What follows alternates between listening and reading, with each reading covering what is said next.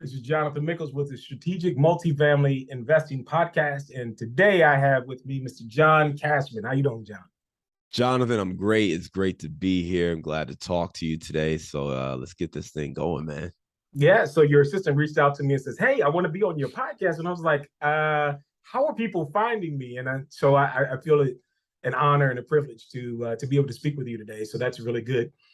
You have an assistant, first of all. That's a good thing. So that tells me that you've been doing something in the multifamily space, or at least in the real estate space. Talk to me a little bit about your story. How did you break in? Yeah, man. Top line is, I'm a former corporate, work rat, was in corporate America for 15 years doing marketing and advertising for large brands. I worked at General Motors, worked on Nike, Coors Light, Mountain Dew, some other brands like that for 15 years. And I slowly started building my own personal portfolio on the side before starting to work with other investors and scaling into large multifamily apartments. By doing that and helping other investors get cash flow, diversification, tax benefits without the headaches of being a landlord themselves. We've partnered with them to invest in over $100 million worth of apartments to date. And we've been full time at this for a few years now, helping other people invest. And yeah, man, we've been able to scale, build out our team, have some systems and processes, and obviously leveraging some of the things we learned from corporate world and trying to implement those into our own business. So, happy to continue to grow and learn from other people. And, podcasting is one of those things that's been really important for us, hosting our own show, Multifamily Insights, but also talking and being a guest on other podcasts and connecting with other people, learning from them. And I just think it's one of those things where the more you can connect with people and learn and network, the more opportunities that you'll have to see success for yourself. So then you have a very diverse background, obviously very impressive in doing marketing and research. Marketing and research is good, but then how did you pivot to like real estate multifamily? What was the thing, if you will, that kind of said, okay, I need to go this direction? Yeah, not exactly an organic switch, right? Going Not from necessarily, doing yeah. TV spots to buying apartment buildings.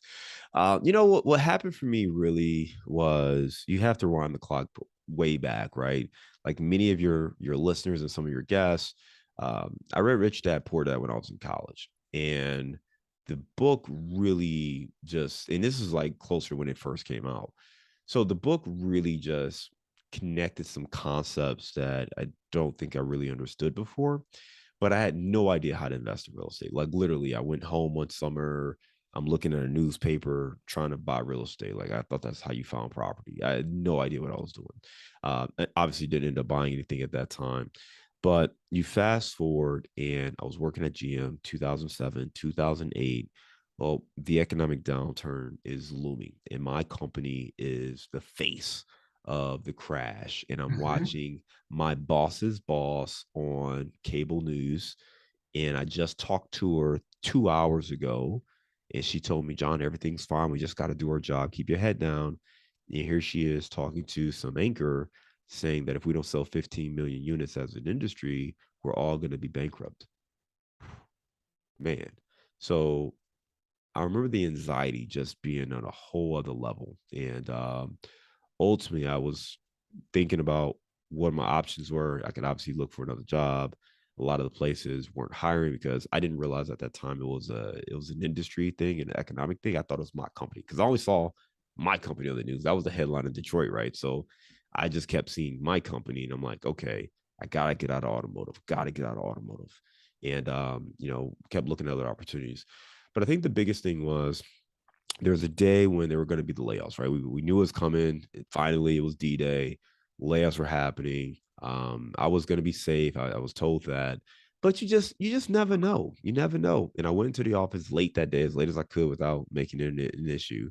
And it was a quiet, somber day, dude. Like it was like the old Western movies with the tweed kind of rolling. It was like that, man. So I walk in, it's just very quiet. Nobody's talking, and there was a red light, a red message waiting for me. So I pick up my phone, listen to the voicemail. I mean, my heart just jumps up to my throat. It's beating, and it's the guy who sat right in front of me, and he is distraught. And he mentions that he was let go earlier in the day. He was diabetic. He had no idea how he was going to pay for his insulin. He had worked for the company for 22 years. He's what we call a lifer. His plan was work here for 30 years, retire, get that pension, the benefits, and be set. Wow. He got to 22, and 22 is not enough to qualify for those perks. And he didn't know what to do. And I just remember feeling a great sense of empathy for him, but also never wanting to be in that position. And it was tough, man, listening to that voicemail. And for whatever reason, like, I don't know if it was immediately at that time, but like as I just sat there throughout the day, Right. I thought I went back to Rich Dad Poor Dad and like why you should work for skills and invest in real estate and the 4 quadrants and all of that. All of it just kept running through my head. And I think that moment I committed and said, you know what? I've been interested in real estate up to this point. It needs to go from being interested to committed to investing in real estate, so I never have to be in that position. And that's really what took me down the path. It took a couple of years before I could buy the first property. So then I had to learn how to overcome the various obstacles. Again, I'm in Detroit, 2008, 2009. Not exactly the time for a new investor to be confident buying property in Detroit, the right? bottom falls out in Detroit about that time. I think a lot of places. It was out, and everyone I knew who had property was trying to fire sell it. So again, as a new investor, I'm like, oh, no, I wasn't buying it up. I was trying to like, okay, this doesn't look like the place to buy right now. Let me go somewhere else. And I moved to Chicago in 2011.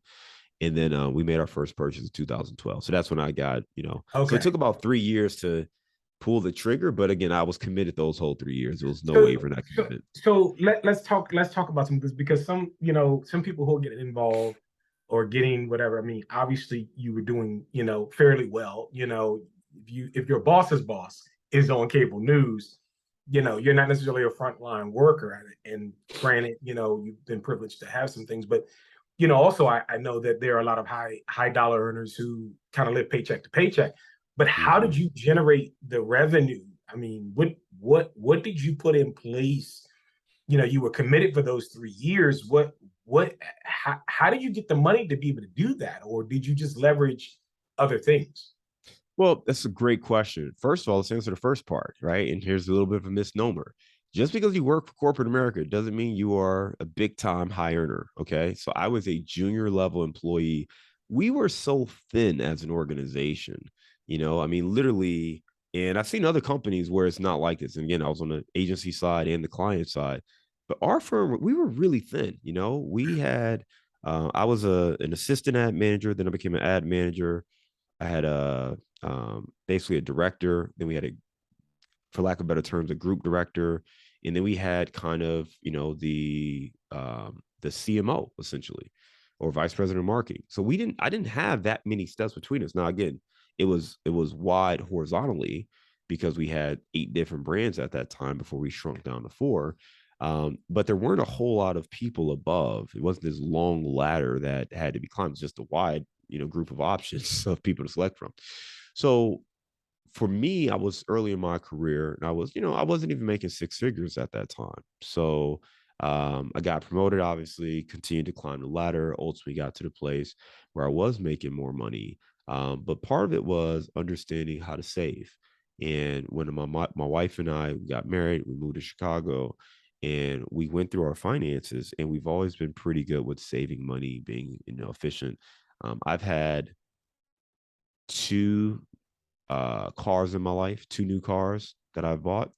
I bought a car in 2003, brand new car. I bought a second car when we had our first child because his car seat wouldn't really fit in that first car like they told us. So we got an SUV. And those are the only 2 cars I've ever had. So they've been, my cars have been paid for. Of course, they were both GMs, right? They were both GMs. The second one I was committed the second time. The first time, I got that before GM hired me. And they used to make me park in a far, far lot.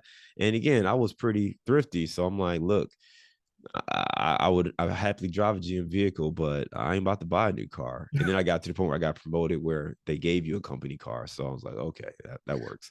So and that's some nice cars there too.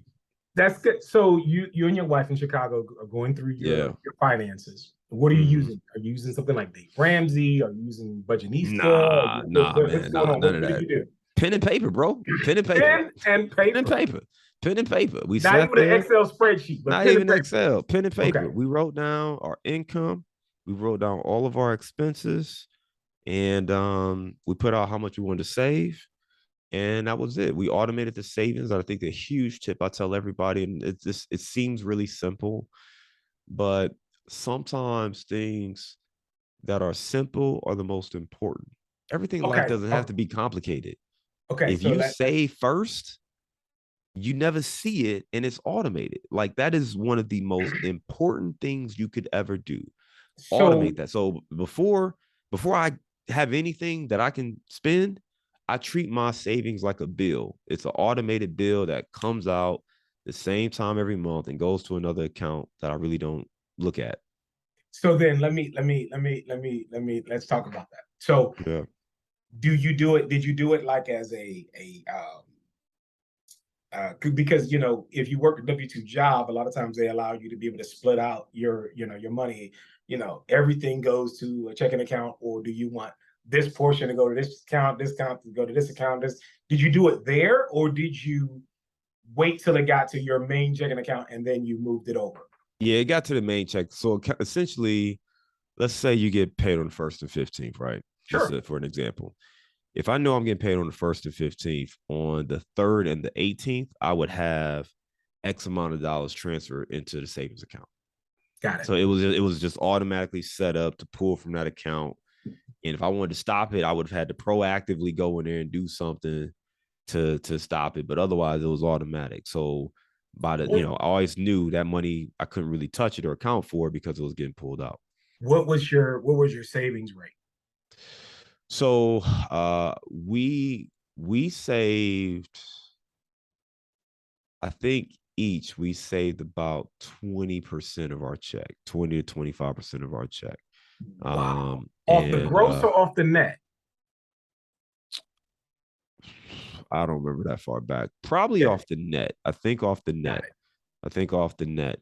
But the other piece of it is there's always levers you can pull. So when we bought that first property, we Sure. bought a 2-unit, lived in one unit, rented out the other. And I'll get back to how we did That's that. good. Well, now we actually reduced our expenses. So now I'm only really paying like 500. I'm sorry, we're paying about $700 a month for our portion of the mortgage, and the first floor resident was paying the rest of the mortgage, right, and everything else on the expense side.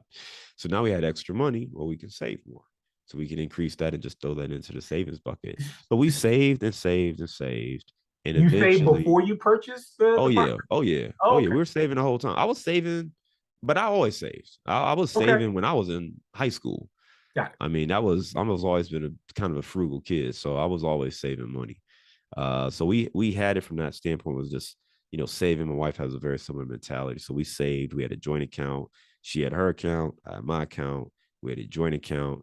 She took a portion of her check. It went automatically into that joint account. I took a portion of my check, went automatically into the joint account. So that started to grow. So when we went to look for that first property, we had like $50,000 to go buy it, and we didn't know about some of the programs that were out there. And they have programs for first time home buyers. They have the FHA program. So when we were able to get that, we actually had an excess of capital. So we used that to renovate the property and reinvest in it, because we thought we needed $60,000-$70,000 or so to buy this property. It was like, no, you actually only gonna need about 12,000. I was like, oh, well, what am I gonna do with this extra money? It was like, well, we were gonna maybe use credit cards or something to fix it up, but let's just use the cash to fix it up. And that's what we There you did. go. That and the reason why I bring this up, and first of all, thank you very much for being so Yeah. transparent and going down that rabbit hole, is because at the time of this taping, this was August of 2022, and all the experts are saying we're in a recession, we're in a bear market, right? Which means that there have been 2 quarters of negative or downturn, if you will, that's in the market. So it goes from being a bull into a bear. I won't get into it, but what that means is, we've had a bunch of things happening that the Feds have increased interest rates, right? And then the higher the interest rates go, right? And this is impacting multifamily as well, right? Yeah. The higher the interest rates, the less that you'll be able to afford than what you could before. And so that means that cash becomes king in this kind of a situation. And so I wanted you to kind of talk about that because, you're a real couple, right? That's out there that did this and made this happen. And, it's good for somebody to see in an economic downturn in, 2008, right? You did the things that were necessary. It took you a couple of years, but you were able to, at the end of that, come out by a 2 unit. There's so many different lessons here. Let me go back to another one. One thing that you mentioned is that your wife was on board. As they say in the Bible, you need to be equally yoked. That's number one. So hopefully, your partner or spouse is out there that's equally yoked, who has the same vision as you. You guys come together, you sit down, pen and paper. That's what Dave Ramsey says is that, somebody's always the nerd who's, going through the spreadsheets or pen and paper, but then both people need to come together and actually figure that out. And that's amazing that you were able to do that.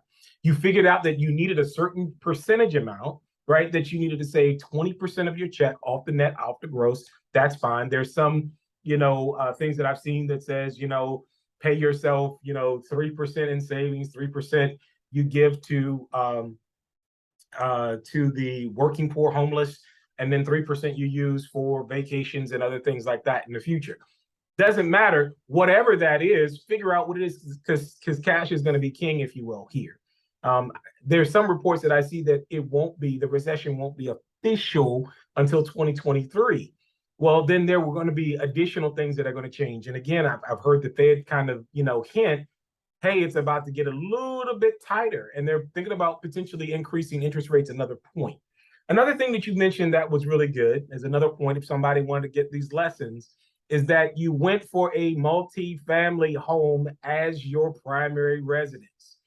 So FHA, VA allows you to be able to purchase a home up to 4 units. So if you're looking for a home, a thought is to do the house hacking. Don't necessarily get a single family and rent out the basement necessarily, right? That's one way of being able to do it if you're in an area that does that. But you could also get up to 4 units, live in one, renovate the others, as you mentioned, use the income from that to help you to be able to pay for the mortgage. And then that gives you the ability to be able to save more.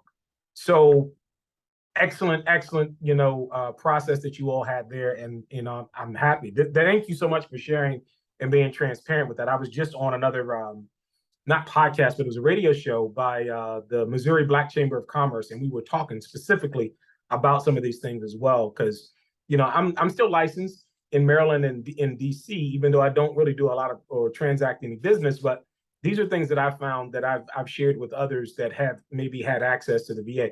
Another thing with the VA loan is that there's 0% down, right? If I'm not mistaken, it's like 1 or 0% down. And the same thing for a USDA loan. So what is USDA? Generally, those are properties that may be a little bit more rural, maybe outside of the city center, outside of the suburbs. Those are things that are out there. And I mean, we have about 10 minutes left here in our conversation, and we haven't even really touched multifamily, but I really think this is going to be something that's very positive for everybody who is interested in getting into multifamily, right? Or doing their next deal, is to recognize to focus on cash. Is there anything else that, as we always say, we like to give people the boot, that one little thing, 2 little things, series of little things that they can do to help improve themselves and move on to the next level? Is there any advice that you have, any tips that you have, especially in this market that we're in? Absolutely. Listen, the network that you have, there's lots of sayings about it. Your network is your net worth. There's one I love that says you are the average of the 5 people you spend the most amount of time with. But you have to surround yourself with people who are investing or playing life at the level you want to be playing it at. And for me, it came down to surrounding myself with other real estate investors. And that will help you take action and learn from mistakes they've made, get feedback, and making those decisions. And I'll tell you this, uh, I'm obviously very happy to get started in real estate, but as I look back, I always think about that guy I mentioned to you before, who didn't really have a plan B. And when we started to scale into multifamily, part of me was like, okay, you said you don't want to be like that, but you're still working your W-2 job. You don't have a whole lot of other assets, right? I started to accumulate some smaller multifamily, but I wasn't fully insulated. And what really triggered me to really grow and focus was being able to work with other people, because I was always limited by how much money I was able to save. And in some regards, that's kind of that scarcity mentality, right? It's like, well, I have X amount of dollars, so that's what I can go get. And when I flipped the switch to say, you know what, I can help other people, I can serve other people. I can help them get into real estate. I can help them get into apartment investing without them having to invest the same energy, time, everything that I've done to learn this business. They can partner with me and get the same benefits. And that allows us to scale. And someone like that person who I used to work with, they would be a great person to work with us. So now they've got at least something else coming in that can give them a little bit of cash flow. They've got some equity. They can maybe reduce their tax liability. And those are the people that we try to help now with these deals. So I would say if you are on the fence or you're trying to get started, you're trying to get traction, figure out the first win. What is the easiest path to getting a win? You don't have to do this all by yourself. You don't have to learn the entire business and do it by yourself.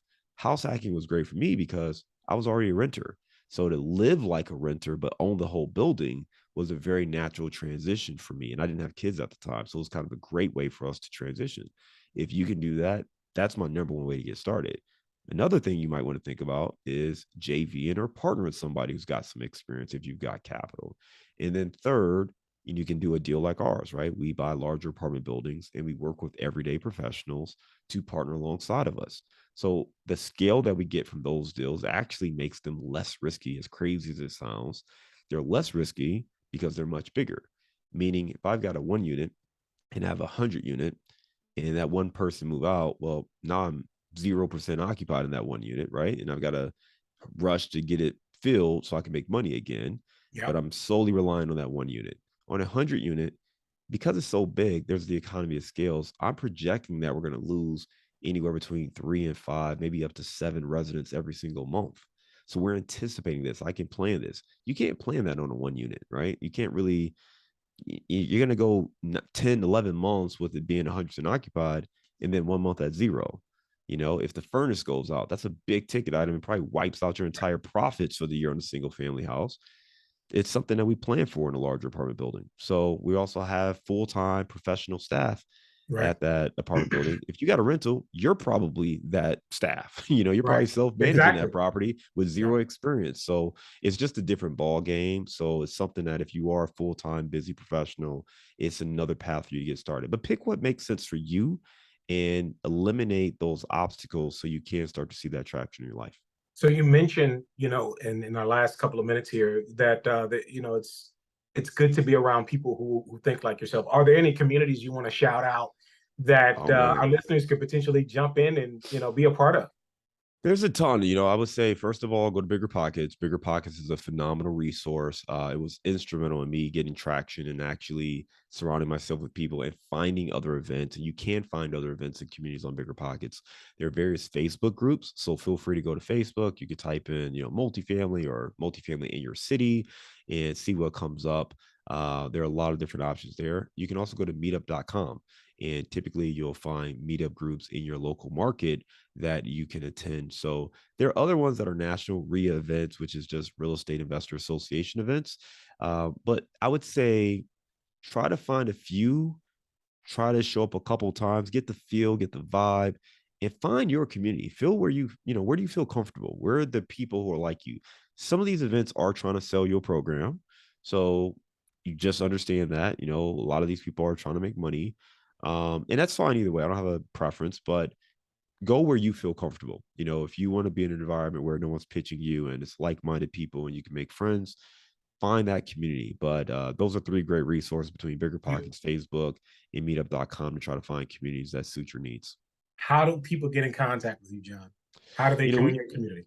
Yeah, we got a sample deal package that'll get you on our newsletter, but it'll also give you a sense of what these deals actually look like. So if you are looking to scale your portfolio, whether you want to be active or passive, learn what to look for in a deal and what you should be looking for in a package. That's at casmoncapital.com/sample deal. In addition to that, we have our own podcast called Multifamily Insights, and you can check that out anywhere you listen to podcasts. So Multifamily Insights, Spotify, Apple Podcasts, wherever you're listening to shows. Excellent. Well, listen, John, thank you so much for reaching out and agreeing to be a part of the podcast. We look forward to potentially working with you in the future, man. And all the best to you, even in all the success in this economic downturn that we're about to experience. Jonathan, thank you for having me, man. It's great talking to you today. All right, thanks.